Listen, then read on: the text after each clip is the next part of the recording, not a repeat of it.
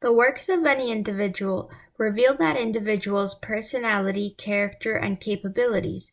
If an author, for instance, writes a lot about horses and ponies, we understand that she has a fascination with them. By examining the books of an author, we learn more about that author. By examining the paintings of a painter, we learn more about that painter. Similarly, by examining this universe, we learn more about its creator. The universe reveals or manifests his names and attributes. To illustrate this, let's consider the following scenarios and examine some of the names being manifested or displayed. God teaches us through his messengers and prophets, peace be upon them, that he is Ar-Rahim, the compassionate. In order for us to comprehend this name, he manifests or displays it in different ways, one of which is the compassion given to mothers. Her compassion towards her child teaches us the concept of compassion, which in turn allows us to understand the name Ar-Rahim, the compassionate. Similarly, God teaches us through his prophets, peace be upon them, that he is al-Alim, the all-knowing. By looking at a scholar, we understand the concept of being knowledgeable, and therefore understand to some extent what it means for God to be al-Alim, the all-knowing. In both examples, these people possess manifestations of God's names. Of course, these are nothing compared to God's compassion or God's knowledge. Nonetheless, however small or insignificant they may be, they do serve an important role in allowing us to understand these names. If we did not see compassionate or knowledgeable people, we would not be able to understand the names the compassionate, Ar-Rahim, and the all-knowing, Al-Alim.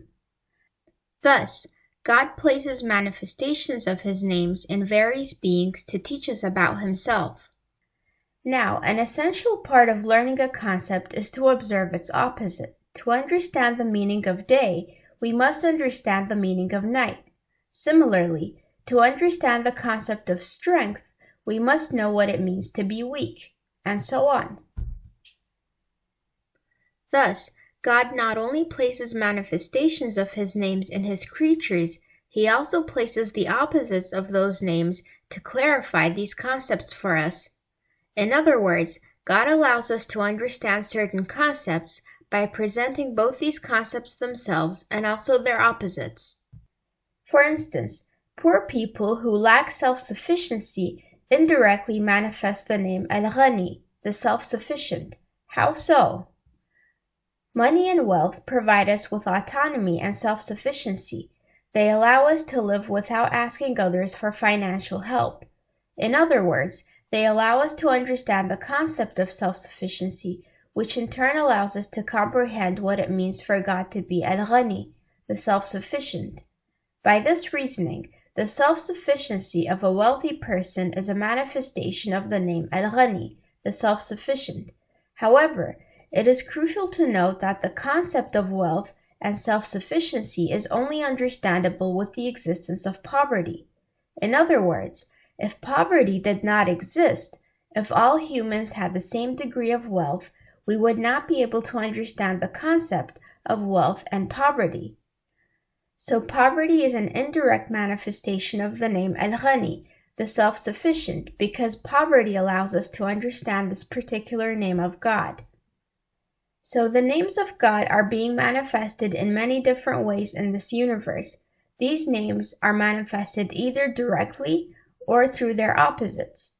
In the given examples, the mercy of a mother, the knowledge of a scholar, and the self-sufficiency of an individual are all manifestations of the name Ar-Rahim, the compassionate, Al-Alim, the all-knowing, and Al-Ghani, the self-sufficient, respectively.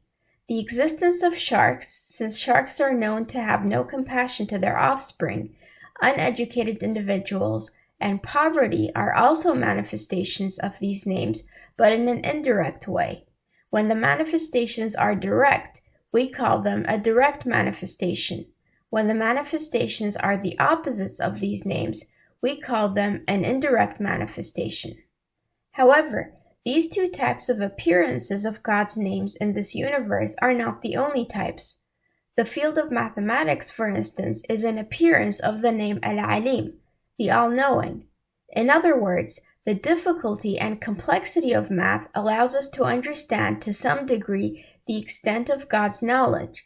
However, it would be unreasonable to say that mathematics itself possesses a manifestation of the name al-alim, the all-knowing, as it is not conscious and does not possess intelligence in the first place. In other words, we cannot claim that mathematics itself is smart. To understand the difference between a direct or indirect manifestation of God's names and a regular appearance of God's names, as it appears in math, for example, let's take a step back and observe an example. Suppose we hold a mirror towards the sun. The sun's appearance or reflection will be seen in the mirror. As a result of the reflection or appearance of the sun in the mirror will begin to possess some characteristics of the sun, such as heat and light.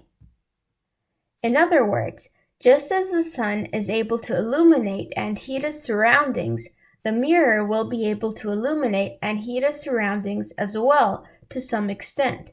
This is similar to a direct manifestation. Also, by looking at the mirror, we will see the sun's shape. However, unlike heat and light, the shape of the sun is not a property which is passed on to the mirror through reflection.